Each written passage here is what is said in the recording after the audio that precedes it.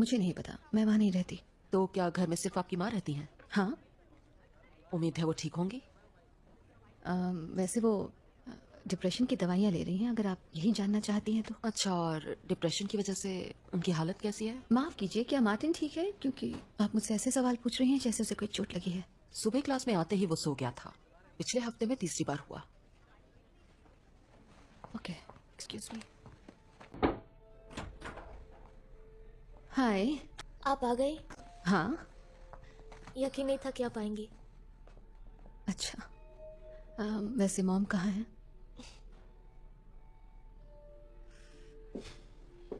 Martin, मैं जानती हूँ तुम और तुम्हारी माँ काफी मुश्किल से गुजर रहे हैं, और तुम्हारे लिए ये काफी मुश्किल है क्योंकि इस बारे में तुम उनसे बात नहीं कर सकते।